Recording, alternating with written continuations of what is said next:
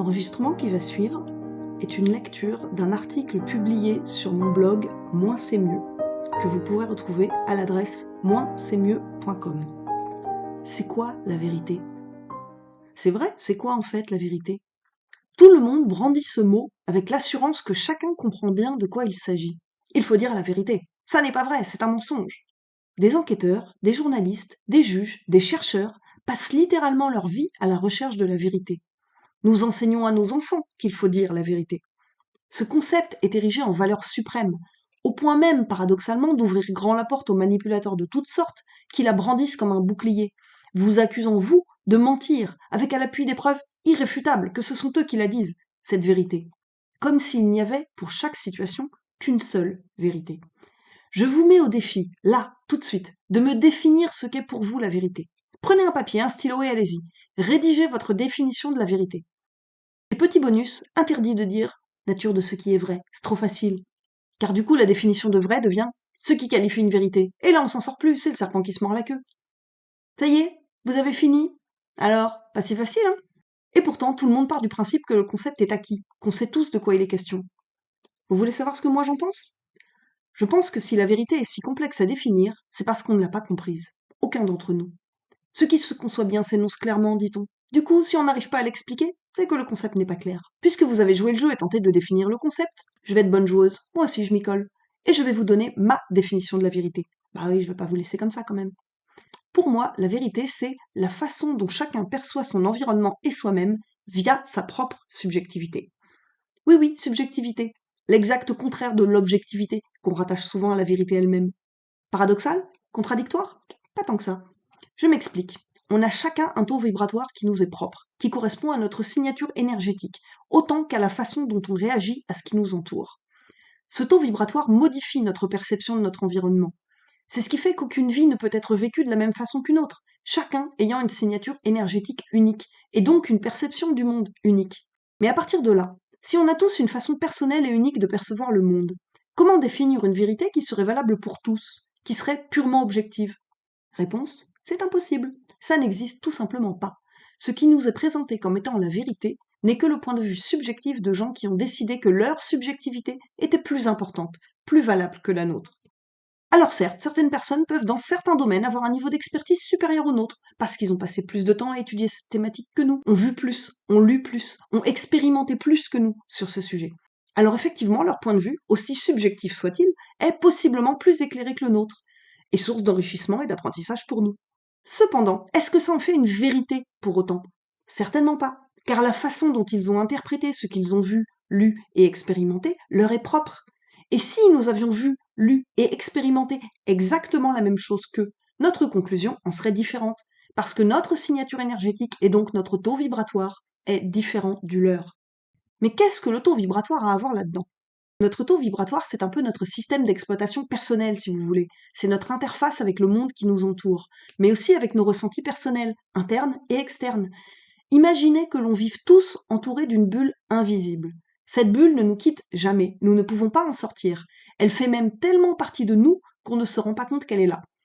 Et pourtant, cette bulle filtre en permanence ce que nous percevons et ce que nous ne percevons pas de la réalité. Ça ne vous est jamais arrivé pendant une discussion avec des personnes de vous rendre compte que vous n'avez pas les mêmes souvenirs d'un événement vécu ensemble, ou pas la même interprétation d'une scène à laquelle vous avez assisté ensemble, ou même d'un film ou d'une pièce de théâtre? Si nous avions tous la même perception de la musique, des livres, des films, de toute œuvre d'art ou de divertissement, on s'en serait rendu compte depuis le temps, non? Nous avons regardé ou écouté la même chose, mais nous n'avons pas perçu la même chose. Certains éléments ont été filtrés par notre bulle, d'autres ont été amplifiés par notre bulle. Cette bulle, c'est notre taux vibratoire. On en a tous un, et personne n'a le même.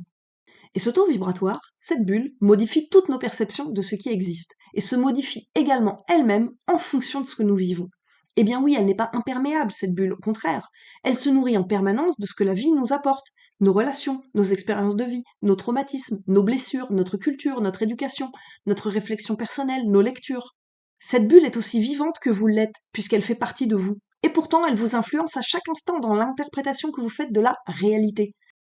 Vous pouvez tenter d'être aussi objectif et neutre que possible, elle teintera quand même la façon dont vous exprimerez votre idée de la vérité. Ce que vous considérez être la vérité est donc un simple indicateur de votre taux vibratoire, et ne devrait pas être perçu comme autre chose, Jamais. Chacun a sa propre vérité. Et l'enjeu n'est pas de savoir laquelle est la plus proche d'une vérité universelle, fantasme ô combien irréaliste, mais de savoir jusqu'à quel point vous pouvez tolérer les vérités des autres. La vérité objective est un leurre, un concept falsifié jusque dans ses fondements, qui ne sert qu'à asseoir un peu plus le pouvoir de ceux qui le détiennent déjà. Accepter que la vérité universelle n'existe pas, mais que chacun a la sienne, est la meilleure voie vers l'autonomie, la souveraineté et la liberté. En effet, continuer à penser que dans chaque situation il n'y a qu'une seule vérité, et que si des personnes se contredisent, c'est forcément parce qu'il y en a un qui ment ou se trompe, est la principale, si ce n'est unique raison, pour laquelle les manipulateurs existent. Si, vous avez bien entendu, si vous acceptez qu'aucune vérité n'est plus authentique ou réelle que l'autre, vous coupez l'herbe sous le pied à tous ceux qui cherchent à vous détruire mentalement et émotionnellement, quand c'est pas physiquement, en vous prouvant à longueur de journée que vous avez tort, que vous êtes nul et que vous ne méritez pas d'exister. Toutes ces affirmations leur appartiennent à eux et non à vous. C'est leur vérité à eux, ça n'a pas à être la vôtre. C'est un indicateur de leur taux vibratoire, très bas en l'occurrence, rempli de haine, de rejet, de destruction. Plus vite vous accepterez que votre vérité diffère de celle des autres, plus vite vous serez libre. L'enjeu n'est pas et n'a jamais été de découvrir la vérité, mais de faire évoluer votre vérité. La physique quantique nous le prouve d'ailleurs, en nous démontrant que l'observateur d'une expérience influe sur le sujet observé. Certains vont même plus loin en suggérant que la réalité n'existe que parce que nous l'observons. Si nous cessions tous d'observer le monde ne serait plus. C'est notre regard qui le crée à chaque instant. D'autres vont plus loin encore en disant que certaines personnes que nous côtoyons ne sont pas des êtres humains mais des bots, des programmes informatiques, gardiens de la matrice, des agents Smith en somme. Les films de science-fiction nous donnent souvent à dessein les clés pour comprendre notre monde, qui ne semblent exister que lorsqu'un être humain les observe, mais disparaissent dès que ce n'est plus le cas. Mais je m'égare. En bref, mon conseil, rendez-vous service. Focalisez-vous sur votre recherche de vérité personnelle et oubliez l'idée même d'une vérité objective. Et surtout, travaillez à accepter que chacun a la sienne et que la vôtre n'a pas plus de valeur. Elle est juste un indicateur de votre taux vibratoire. En ayant cela en tête, cela pourra vous amener à vous tourner vers des gens dont vous sentirez intuitivement que leur vérité vibre un poil plus haut que la vôtre, et en tant que telle pourra vous aider à faire évoluer votre vérité personnelle positivement. Et à l'inverse, fuyez comme la peste tous les discours dont vous sentez qu'ils ne font que vous tirer vers le bas. Qu'importe le nombre de preuves à l'appui pour étayer le propos. Les preuves, ça se construit, ça se déconstruit, ça se fabrique, ça se falsifie, ça s'interprète. Y compris celui-ci. Si ce que je vous dis ne résonne pas avec vous, fuyez, pauvre fou. Je vous assure qu'en vous expliquant tout cela, j'ai parfaitement conscience que tout ceci n'est que ma vérité personnelle et n'a pas à être la vôtre. Je vous la propose comme une alternative au discours ambiant. Vous prenez ou vous ne prenez pas, c'est votre choix, l'expression de votre liberté et souveraineté.